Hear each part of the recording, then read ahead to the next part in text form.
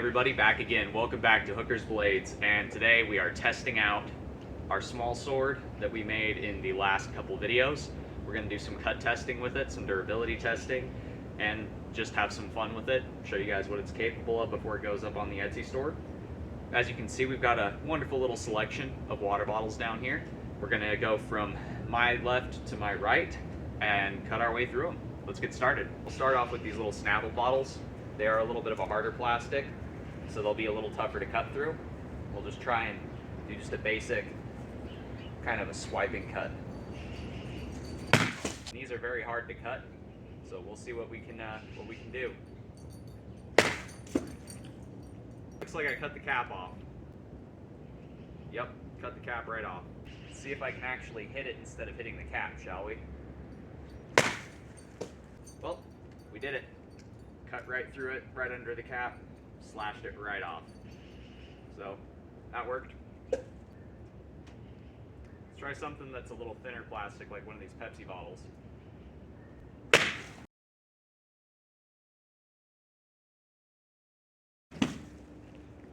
Clean cut, all the way through.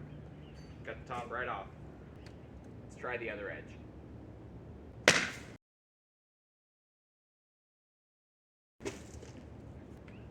Cut it almost all the way off. I pulled that off at the last little second there. Terrible I am at thrusting. And I hit my my stand, and it went right through my stand. About 1.5 inches through my stand there. Try this again. There we go. Through and through without any issue. Let's see if we can cut this top off.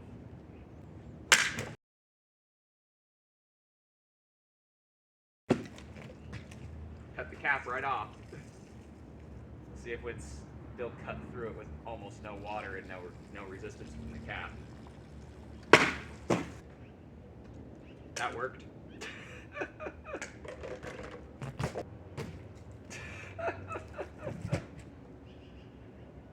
I don't know why I enjoy stabbing with this thing so much. It's just such an easy thing. I mean, you could see that back in the day, these would definitely be a self-defense tool. I could see why they would carry these for self-defense. You know, you're walking down the street, carrying it on your side, you get accosted by a ruffian, and you're, how about you? Have your blade punch right through it. Let's get a side angle so you can see just how easy this blade zips through here.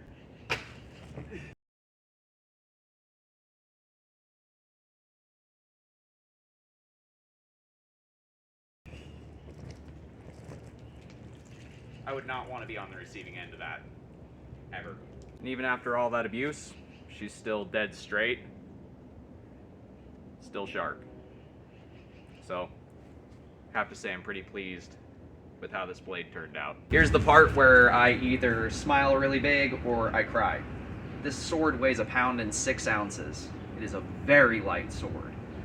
This is a hardened cherry stump, and if you've been watching my channel for a while, you'll understand that I have a 10 chop standard that I apply to every sword, every knife. If it can't survive chopping this 10 times, then, well, just wasn't meant to be. So let's give it our best, shall we?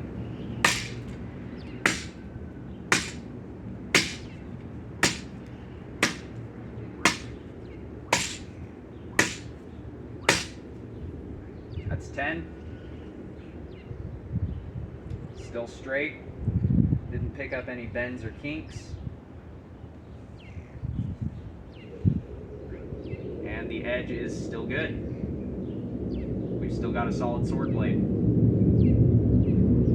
Awesome. So we know it will keel. We know that it is strong. It survived both the strength and the keel test. So let's see if it stayed sharp enough to still be sharp for our sharp test. For this, I'm just going to try and cut through this little cardboard box and see if it can cut into this. I know it's going to send it flying more than likely because this is so light, but we'll see how well it does. Bear in mind I'm a crappy swordsman, so I might pull the edge but all I'm looking for is if it will cut into this before it sends it flying. The answer is yes. Cut it nearly in half. Let's try one more time a little lower down.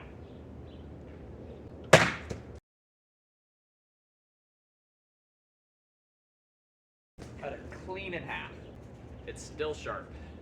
Just because we're going to use a much bigger box.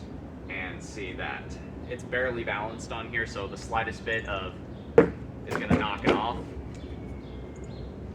But I just want to see, for my own curiosity, to satisfy my own curiosity, if it will cut through something like this that's light and, you know, requires sharp edge to get through this. Cardboard is not the easiest thing in the world. See, it just wants to fall over. Cardboard's not the easiest thing in the world to just slash right through. So if it cuts right through this, it's still a razor blade. So let's see.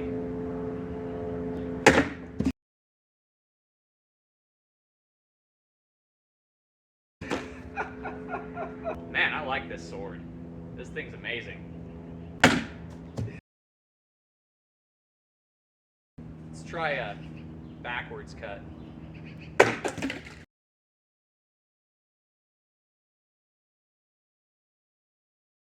Yep. Here's the top. The other section flew over the fence, so I'm gonna have to go hop the fence and grab that. Let's just see, holding the blade like this, thumb down, if I can just sweep across and get through it.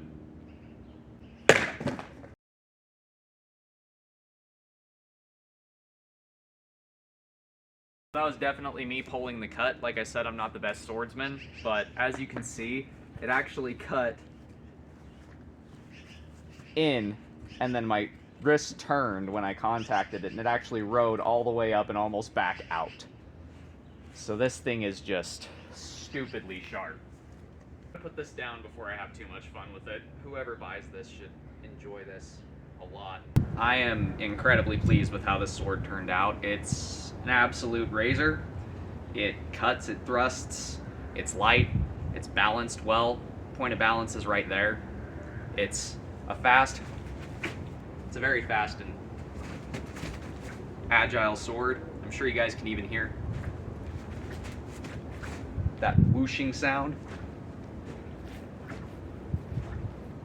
It makes that whipping sound as it zips through the air.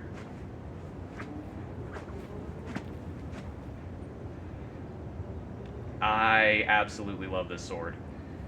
These small swords were historically, in the Renaissance period, a kind of everyday carry self-defense tool. Think of this as your sidearm in the modern day, like a handgun you would carry for self-defense, but this was the tool of the time. Small sword you could carry around, hence the name. It was light, fast, very good in the thrust, very good in the cut on both sides. You could cut with reverse edge, you could go over top and cut, you know, back and down, so you could back up, and you could have very good control over this sword. A lot of the time in manuals you can see guys holding it with their thumb on it, so the point is flat. I don't know exactly why that was done. Probably just so it was easier to track your opponent and not ding up your edges maybe. But yeah, if you guys know more about that, post down in the comments.